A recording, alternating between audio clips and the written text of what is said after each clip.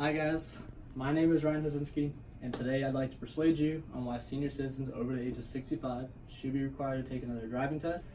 Every day while driving, I experience bad drivers on the road. Most of the time, it seems to be an elderly person behind the wheel.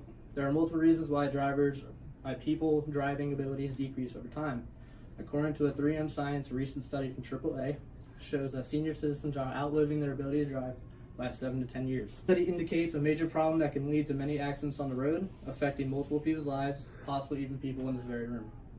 3M Science also mentioned that drivers 65 and older are 16% more likely than adult drivers to cause an accident. Both these statistics prove that automobile drivers over the age of 65 should be required to take another test because they are dangerous to the road. Judgment behind the wheel starts to decrease, and this is due to three important major factors: vision and medical conditions, physical and cognitive abilities, as well as medications that they may be on. Healthy Cells magazine states that three medical conditions are cataracts, age-related macular degeneration or AMD, and glaucoma. Cataracts is when the lens of your eyes become blurry and your vision gets a little messed up because you can't really see. This can affect you at night. It can affect your ability to see road signs, people, other cars, anything like that. So it's going to affect your driving.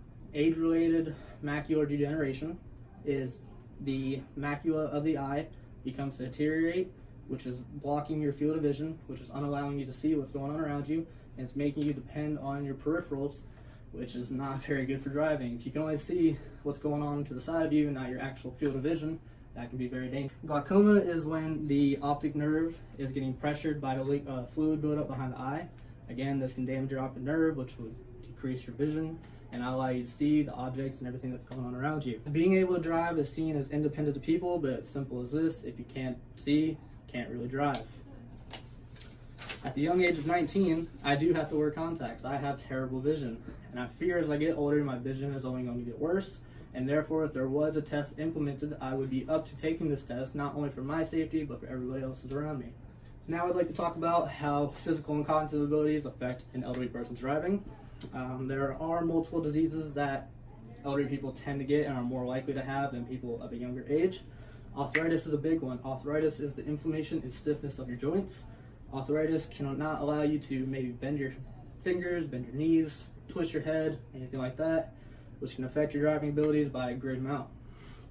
The National Institute of Aging goes more in depth about this, about how arthritis can affect one's driving ability, and it states that when your joints get stiff, it makes it harder to grasp the wheel and also turn, while allowing you to use the brake pedal and gas pedal and all that stuff.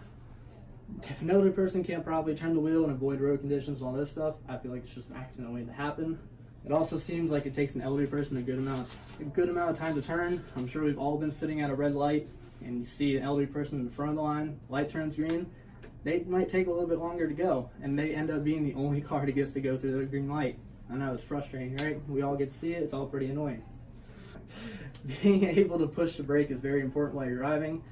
Can allow you to avoid a collision, avoid people on the road, avoid animals, avoid anything that may be in front of you. Physical abilities affect your driving skills. Muscle weakness, strength. This can affect your ability to turn your head. It can deteriorate the muscles in your neck, not allowing you to see what's going on around you. A cognitive ability could be your hand-eye coordination as well as depth perception.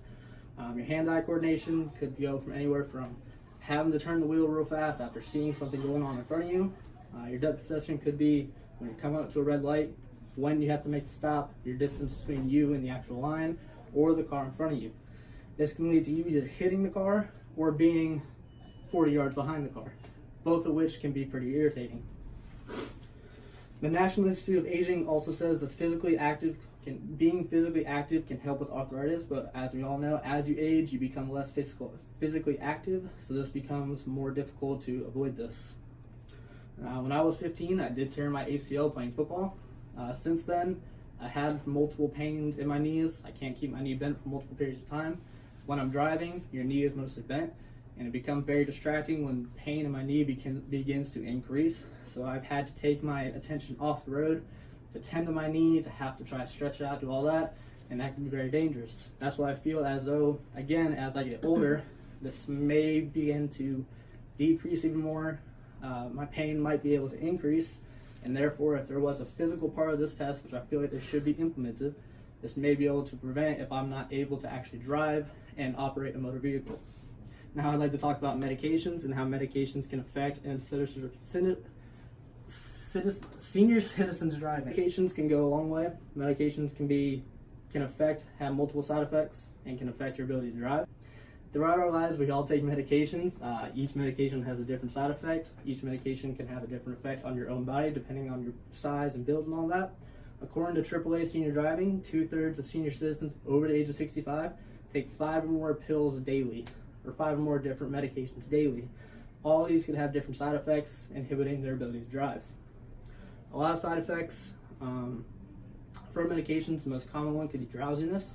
Drowsiness can allow you to fall asleep behind the wheel, not have your full attention, as well as just be tired and not really paying attention to what you're doing. AAA Senior Driving also says an average driver takes about 20 decisions on the road per mile.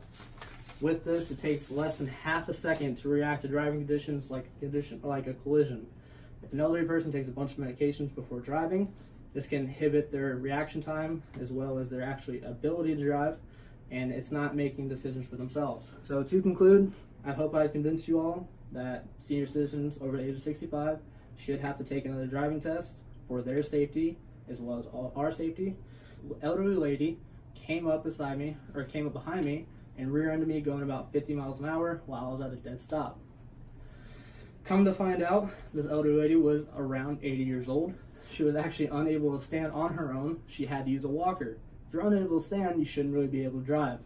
She also had Alzheimer's, which didn't allow her to remember that she had actually just caused a major accident. I had to go to the chiropractor for multiple months after this for back pain, and I believe that if there was a test implemented, this lady probably would have failed. I hope I convinced you all. Thank you.